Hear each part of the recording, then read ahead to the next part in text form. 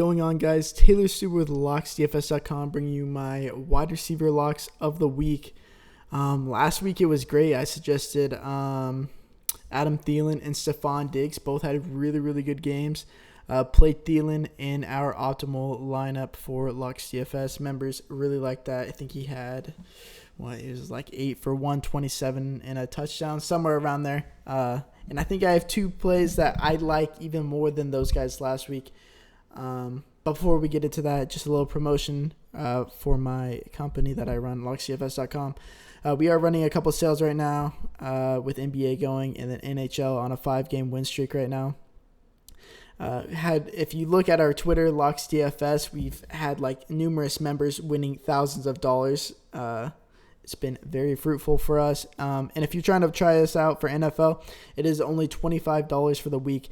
You get our optimal lineups for the regular slate, the main slate, the early slate, the afternoon slate, and the showdown slates for Sunday night and football and Monday night football. You get the cheat sheets. I don't know if I already said that. And you get an invite to our Slack chat. You can ask us any questions you want 24/7 because we're always in there. But anyways, yeah, the two guys that I'm going to be playing on both sites, severely underpriced on DraftKings at least. One is Julio Jones. I talked about it in the first video, the quarterback video. If you haven't watched that, go watch that. But I suggested Matt Ryan. The past 4 games outside of the Eagles-Falcons game, the Falcons games, the game totals have averaged 66.6 points, which is absurd. That's so many points. And I don't see it going any differently this week. Tampa Bay, if we look at their line, ranks 27th in the league in adjusted sack rate. They get no pressure on the quarterback. Matt Ryan's going to be able to sit back there and sling it. And the guy you're wanting to target on the Falcons is Julio Jones. He's only 7.9K on DraftKings, and he is, I think, 8.5 on FanDuel. Yeah, 8.5. Okay, but I know he's going to be chalky, but if he's not 100%, there's still edge to be had because it's such an amazing play, such an amazing matchup. Everything sets up perfectly. The game total is set at 57.5, Rose 0.5 even, and their team total is at 30.25. Devontae Freeman's out, and I talked about it in our previous videos. When Freeman's out, it opens up a ton of things in the red zone. I know Julio Jones hasn't been scoring touchdowns and stuff, but definitely gives him a big opportunity in the red zone. And in between the 20s, he's going to absolutely eat them alive. This is a guy that had 12 catches for 256 yards and 2 touchdowns last year against them. I'm not seeing that. I'm not expecting that kind of performance, but something of the likes of multi-digit or double-digit receptions, 150-plus yards. And if he finds the end zone, that's great, but really he doesn't need to do that, which he's going to be open all game. Best receiver in the game, in my opinion. And if we look at air yards, I think he's tied for second in the league with target share at 29%. His air yards, 831. I think that's third in the league. Definitely due for some good positive regression to the mean. It seems like a no-brainer play to me, but like I said, if he's not 100% edge or 100% owned, there is edge to be had.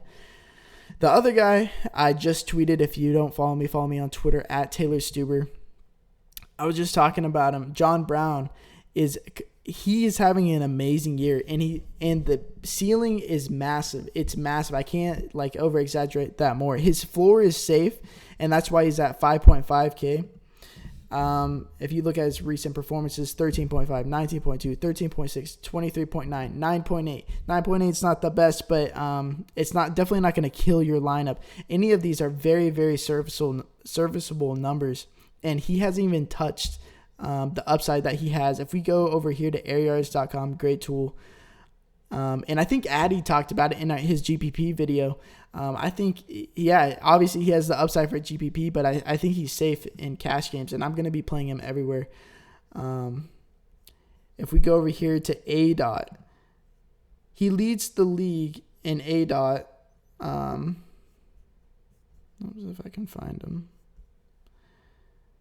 He leads the league in ADOT of receivers with at least 10 targets this year. All these guys have just like a couple targets, and that's why they have a higher one. But 19.8 yard ADOT is absurd. And if we go to air yards, it's very surprising when I saw this. He leads the league in air yards over DeAndre Hopkins, over Julio Jones, Odell Beckham, Antonio Brown, Adam Thielen. Look at these guys that he's above. He's above everyone in the league. He has a 19% target share, which isn't the best, but he does have a 43% market share of air yards on the Baltimore Ravens. Their team total has risen 2.8 from 21.5 to 22.25. Not the highest team total, but definitely serviceable. The ceiling is just so massive. I can't talk about it enough and how excited I am to play this week. That's definitely my call this week. Last week it was Adam Thielen, Stephon Diggs, both went off. I expect nothing less from John Brown this week. Those are my two locks. If there was any other receivers I'm thinking about going with, I do like Jarvis Landry with Higgins out. They're really banged up. Antonio Callaway is a great play. He's going to have to play. They dropped his targets or his snap share to 69% last week. I should be around 85-90%, if not higher, this week. I like Chester Rogers with no T.Y. Hilton and possibly no Eric Ebron. He might be out as well. So Chester Rogers. If we go over here to Indianapolis and we remove these weeks that Hilton's been out, Chester Rogers, he has a 19% target share. His ADOT is rather low at 9.1, which is what we want because we've seen that the Colts just have a super lack of ability to run the ball. I know Marlon Mack's back, but I don't think that's really going to change anything. I think they're going to go with Naheem Hines a lot of the time. Luck has thrown just an absurd amount of times these past weeks, and I know his target. That's why I don't want to target Luck, but I want to target his pieces that are left. 62 and 59 passing attempts the last 2 weeks. I should be no different this week. I think his floor is 45 pass attempts this week.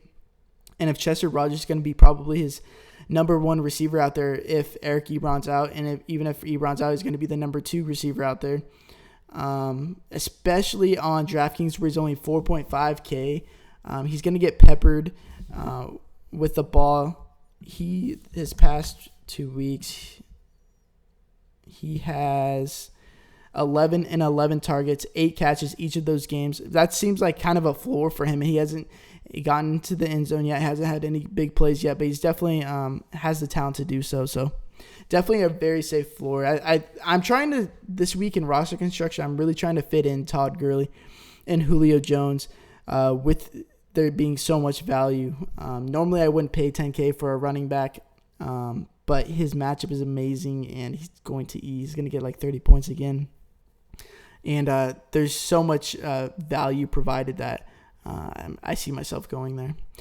So anyways, I think this is my last solo video of the week. We might put up another lineup builder, just Addy and I. And so if you haven't already, please subscribe. And if you like the video, please give it a like. It means a lot. So until next week, peace.